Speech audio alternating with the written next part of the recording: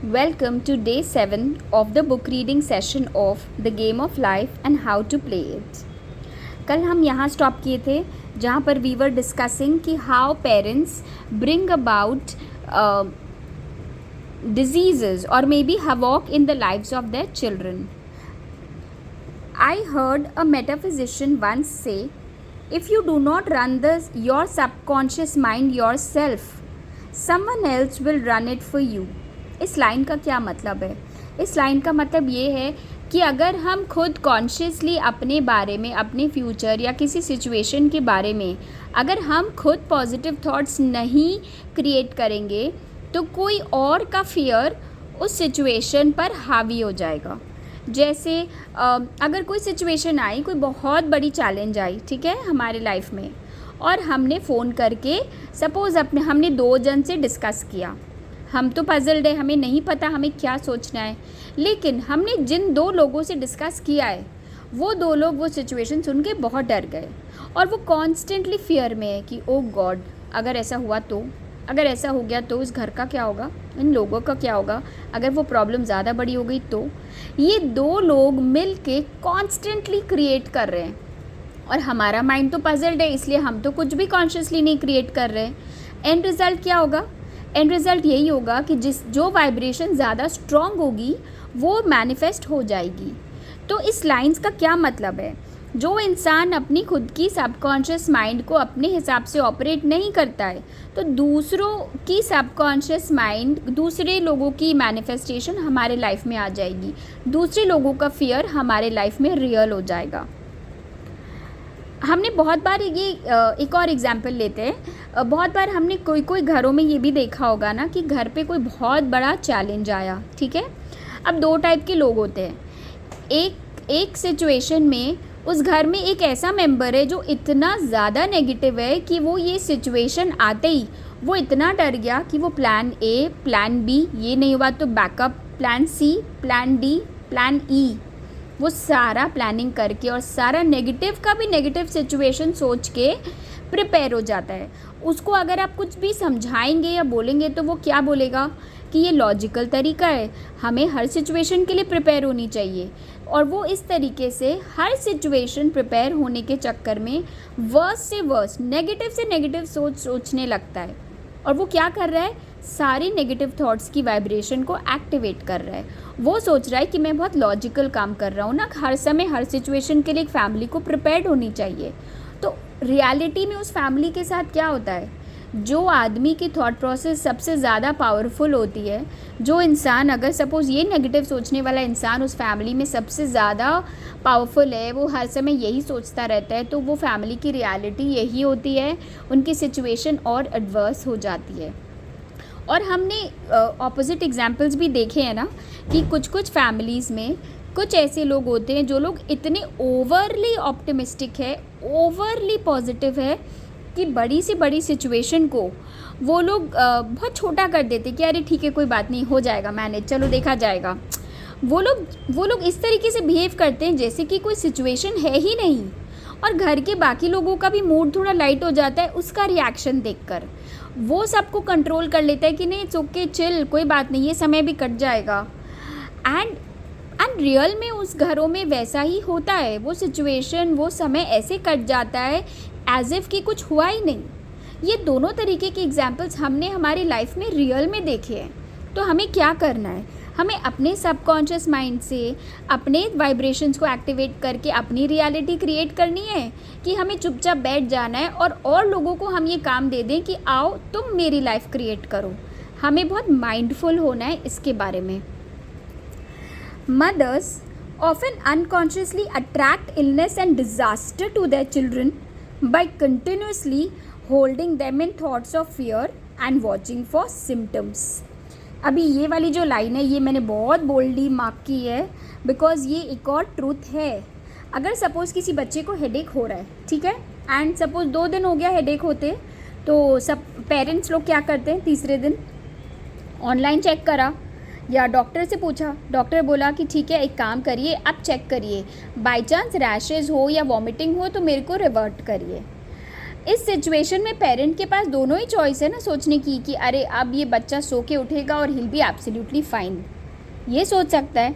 और एक पेरेंट होगा जो हर 2 घंटे में जाके चेक कर रहा है कि वो वॉमिटिंग कर रहा है कि नहीं, और उसकी पूरी बॉडी चेक कर रहा है कि कहीं रैशेस तो नहीं निकल आए, कहीं रैशेस तो नहीं निकल आए। अब आप अगेन लॉजिकल माइंड से सोचेंगे, प्रैक्टिकल माइंड से सोचेंगे तो हाँ वो तो राइट कर रहा है।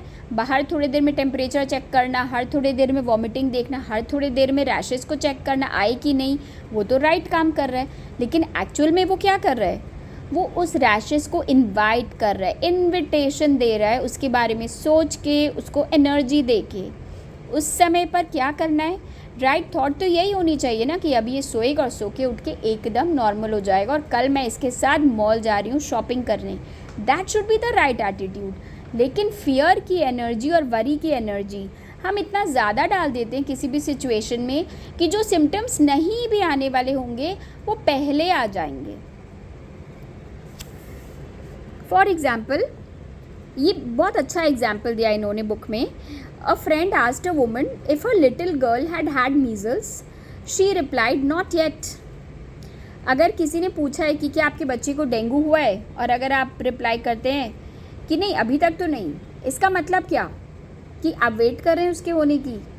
ये वाली रिप्लाई मतलब है कि you are expecting the illness, therefore you are preparing the way for what she did not want for herself and the child. आपकी रिप्लाई क्या होनी चाहिए उस पर भी वर्क करिए।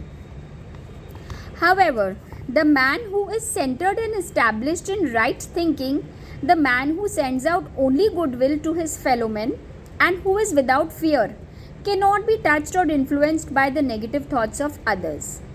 अभी ये लाइंस का क्या मतलब है, अगर हम बोल रहे हैं कि कोई और इंसान हमारे लिए क्रिएट कर सकता है, तो सच में कोई इंसान अगर किसी का बुरा चाहता हो तो आप उसके लिए भी क्रिएट कर सकते हो, आप उसके लिए मैनिफेस्ट कर सकते हो बुरी चीज़ें, उसका बुरा सोच के उसके अपने सबकॉन्शियस माइंड में सिर्फ उसका बर्बादी सोच सकते हैं और वो हो जाएगा। बट क्या हमें ये करना है? सबसे पहली बात है कि अगर हमारी थॉट एकदम राइट है और अगर हमने सिर्फ अच्छा सोचा, अच्छा लोगों के बारे में भी अच्छी ब्लेसिंग्स दी, अच्छा मैनिफेस्ट किया, तो किसी और की नेगेटिव थॉट्स हमें छू नहीं सकती। पहली बात है ये। और सेकंड पॉइंट है कि अगर आप ये सोच रहे हैं कि इतना इजी है मैनिफेस्ट करना, तो मैं अपना बदला ले लूँ उसकी लाइफ में खाली बर्बादी मैनिफेस्ट करके, तो आप उसकी बर्बादी नहीं मैनिफेस्ट कर रहे हो, वो तो सिर्फ एक बार बर्बाद हो कि फिर वो ठीक हो जाएगा। आप अपने लिए लाइफ टाइम का गड्ढा खोद रहे हो, एक ऐसा गड्ढा जिसमें से आप कभी नहीं निकल पाएंगे। So please don't use manifestation की पावर को in a negative way. In fact, he could only receive good thoughts as he himself sends out only those thoughts. अगर आपने अच्छा सोचा है, अच्छा भेजा है ना, तो आपके पास भी किसी और का सोचा हुआ सिर्फ अच्छा थॉट्स आएगा। Resistance is hell, for it places man in a state of torment. हम अगर कॉन्स्टेंटली किसी इंसान से चिढ़ रहे हैं, परेशान हो रहे हैं, उसकी बुराई कर रहे हैं, तो हम क्या कर रहे हैं, उसको रेजिस्ट कर रहे हैं। और अगर हम किसी चीज़ को रेजिस्ट करने लगते हैं, वो बहुत ज़्यादा पावरफुल होकर हमारे लाइफ में और ज़्यादा सामने आने लगता है। A metaphysician once gave me a wonderful recipe for taking every trick in the game of life. It is the acme of non-resistance. Let's skip this part. Let's go ahead. For example, a woman who required money and who knew the spiritual law of opulence was thrown continually in a business way with a man who made her feel very poor. मतलब एक औरत जो spiritual laws के बारे में वो सब कुछ जानती थी और उसे और मनी चाहिए था, लेकिन कॉन्स्टेंटली उसके लाइफ में एक ऐसा आदमी आ रहा था जो हर वक्त लिमिटेशन की बात कर रहा था, कमी की बात कर रहा था, पॉवर्टी थॉट्स उसके थे। तो बार बार वो उस तरीके के आदमी से सराउंडेड हो रही थी, उसको वो एकदम पसंद नहीं था एंड वो उसको ब्लेम करती थी कि अरे मेरे लाइफ में ये इंसान आ जाता है, इसकी वजह से मेरी लाइफ में मनी नहीं आ रहा है। She knew in order to demonstrate her supply she must first feel that she had received. A feeling of opulence must precede its manifestation. मतलब सच में अगर उसके लाइफ में उसको अबंडेंस चाहिए तो उसको सबसे पहले फील करना है कि उसकी लाइफ में अबंडेंस आ चुकी है। अगर उसको गुड हेल्थ चाहिए तो सबसे पहले फील करना है कि गुड हेल्थ आ चुकी है, उसके बाद ही वो हमारी लाइफ में रियल में आएगा। तो इस लेडी ने एक दिन उसे समझ में आया कि वो क्या कर रही थी। वो बुराई पर भी भरोसा कर रही थी कि ये आदमी बुरा है, इसकी वजह से मेरी लाइफ में बुराई हो रही है, लेकिन वो भूल गई थी जो हमने पावर ऑफ वन गॉड के बारे में जो हमने लास्ट चैप्टर्स में पढ़ा था, वो भूल गई थी कि भगवान तो एक ही है। और उसने तुरंत रियलाइज़ किया कि अरे नहीं, ये मैं क्या कर रही हूँ। I should not be thinking कि ये आदमी मेरे लिए पॉवर्टी लेके आ रहा है, मेरे को ये गलत थॉट है, मुझे राइट सोचना है। और उसने क्या किया, उसने एफर्मेशन की, as there is only one power God, this man is here for my good and my prosperity. मतलब वो इंसान जैसा भी था, जितना भी बुरा था, उसने राइट थॉट डाल दिया कि नहीं, ये मेरी सिर्फ प्रॉस्पेरिटी के लिए आया है, ये अगर मेरा नुकसान भी करा रहा है ना, तो इसमें भी मेरा कुछ ना कुछ भला ही हो रहा है। Just what he did not seem to be there for. मतलब वो लेकिन देखने में एक्चुअल में उस आदमी का एक भी काम ऐसा नहीं था जो वो इसकी गुड या प्रॉस्पेरिटी के लिए था। वो सारे ऑपोजिट काम कर रहा था, लेकिन उसने एफर्मेशन यही की कि he is here only for my good and prosperity. और वो सिर्फ फेक एफर्मेशन नहीं थी, उसने बिलीव करके ये किया। Soon after that she met through this man. इसी आदमी के थ्रू वो मिली एक औरत से, जिसकी वजह से उसका बिजनेस बहुत ऊंचाइयों पर पहुंच गया और ये आदमी दूसरे सिटी में शिफ्ट हो गया। और अचानक से ये आदमी उसकी लाइफ से गायब हो गया, faded harmoniously from her life. Make the statement, every man is a golden link in the chain of my good, for all man are God in manifestation, awaiting the opportunity given by man himself to serve the divine plan of his life. इसको हम लोग फिर से पढ़ेंगे, ये बहुत deep है। Every man is a golden link in the chain of my good, for all men are God in manifestation, awaiting the opportunity given by man himself to serve the divine plan of his life। वो जैसे ही उस इंसान को blessing दी, वो जैसे ही उस इंसान को ऐसा मानने लग गई कि ये मेरी भलाई के लिए ही आया है, वो इंसान अपने आप उसको उस औरत से मिलाया जो उसकी लाइफ का बहुत भला की। Bless your enemy and you rob him of his ammunition, his arrows will be transmuted into blessings. Please इसको आप लोग फ़ोन का स्क्रीन सेवर बना लीजिए। ब्लेस योर एनिमी, जो इंसान आपको लग रहा है कि आपका सबसे ज़्यादा नेगेटिव सोचता है, आपकी तरफ वो सारी नेगेटिव एरोज सारे दिन भेज रहा है, आप उसको ब्लेसिंग्स भेजना चालू करिए। और अगर आपने ऐसा करना स्टार्ट कर दिया, आप उसके सबसे बड़े वेपन को चोरी कर रहे हैं, क्योंकि आपकी ब्लेसिंग्स के आगे उसके सारे कड़े से कड़े वेपन्स भी ख़त्म हो जाएंगे, वो ट्रांसफ़र हो जाएंगे, ट्रांसम्यूट हो जाएंगे ब्लेसिंग्स में। This law is true of nations as well as individuals. Bless a nation, send love and goodwill to every inhabitant, and it is robbed of its power to harm. लेकिन ये वाली जो science है ना, इसमें थोड़ा time लगता है। आप सोचेंगे कि हम एक दिन ब्लेसिंग्स भेज दें, 2 दिन ब्लेसिंग्स भेज दें तो वो पूरी फैमिली कन्वर्ट हो जाएगी या वो इंसान कन्वर्ट हो जाएगा। वैसा नहीं होता।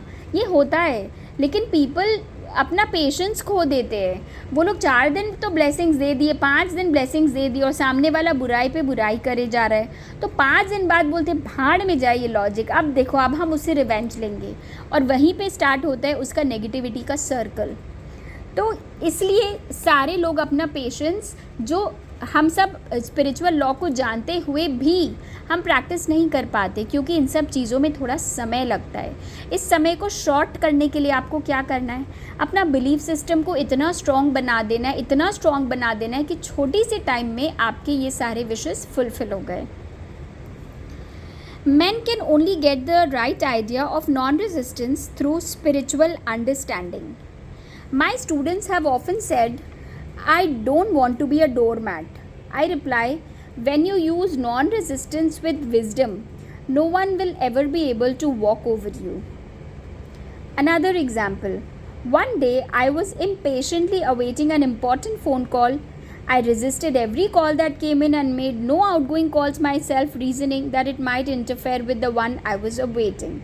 Instead of saying, divine ideas never conflict, the call will come at the right time, leaving it to the infinite intelligence to arrange, I commenced to manage things myself. I made the battle mine, not God's, and remained tense and anxious. The bell did not ring for about an hour, and I glanced at the phone and found the receiver had been off that length of time and the phone was disconnected. My fear, anxiety, and belief in interference had brought on a total eclipse of the telephone. Realizing what I had done, I commenced blessing the situation at once. I baptized its success and affirmed, I cannot lose any call that belongs to me by divine right. I am under grace and not under law. A friend rushed out to the nearest telephone to notify the company to reconnect. She entered the crowded grocery, but the proprietor left his customers and attended to the call himself. My phone was connected at once, and 2 minutes later, I received a very important call, and about an hour afterward, the one I had been awaiting. Once ships come in over a calm sea. So long as man resists a situation, he will have it with him. If he runs away from it, it will run after him. ये वाले example से हमने क्या सीखा? ये भी बहुत interesting example है. एक लेडी, ये एक वुमेन थी, ये एक बहुत ही इम्पॉर्टेंट फ़ोन कॉल वेट कर रही थी कि एक फ़ोन कॉल इसका आने वाला था, और उस चक्कर में वो इतनी पर्टिकुलर हो गई थी कि फ़ोन किसी को कोई भी फ़ोन आ रहा है तो उठा के बात नहीं कर रही, क्योंकि उसको लग रहा है कि अगर हम उठा के बात कर लेंगे तो जो आने वाला फ़ोन है उसको मेरा लाइन बिज़ी मिलेगा, इसलिए कोई फ़ोन आ रहा है वो रेजिस्ट कर रही है, उठा नहीं रही है, या किसी और को भी वो फ़ोन नहीं यूज़ करने दे रही, खुद भी किसी को कॉल नहीं कर रही. जितना ज़रूरी कॉल उसको भी अगर करना है ना, तो भी उसको लग रहा है कि फ़ोन बिज़ी करती मेरा वो इम्पोर्टेंट कॉल तो नहीं आएगा. वो एक भी कॉल भी नहीं करा रही है. उसको आइडियली उसको उस समय क्या एफर्मेशन करना चाहिए कि जो डिवाइन आइडियाज़ है, जो भगवान की मर्ज़ी, भगवान का जो प्लान है, उसको कभी कोई रोक नहीं सकता. वो फ़ोन कॉल अपने सही समय पर सही तरीके से आ जाएगा. उसको टोटल सरेंडर कर देना चाहिए गॉड पे एफर्मेशन करके. लेकिन उसने क्या किया?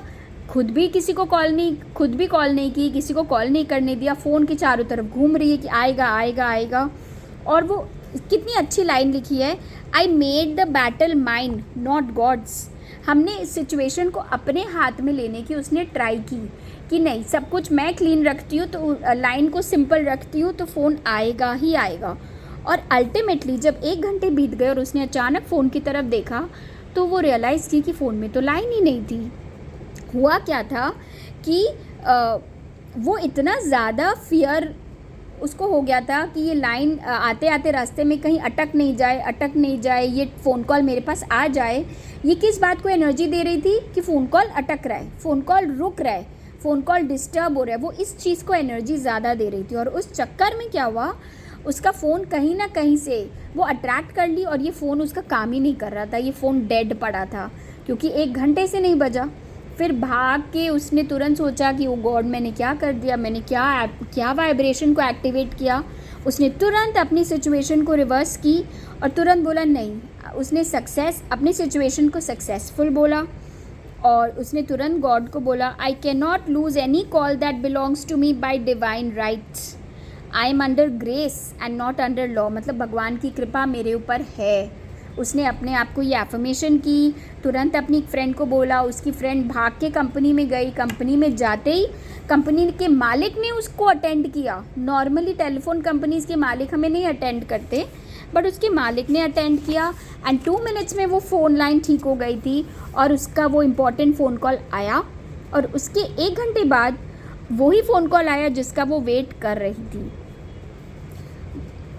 Once ship come in over a calm sea. मतलब जो शिप होता है, जो जहाज़ होता है, वो कब आराम से फ़्लो कर पाता है? जब पानी शांत होता है. क्या तूफ़ान में शिप अपने हिसाब से फ़्लो कर पाती है? नहीं. तो हम जब अपने माइंड में इतने तूफ़ान चला रहे हैं तो उस तूफ़ान में क्या हमारी शिप आएगी? बिल्कुल नहीं आएगी। हमें अपने मन को शांत करना है, टोटल सरेंडर टू गॉड करना है, तभी हमें कोई ना कोई सोल्यूशन दिखेगा। सो let us stop here. As promised, I don't want to make it longer than 20 minutes. We'll continue in the next session.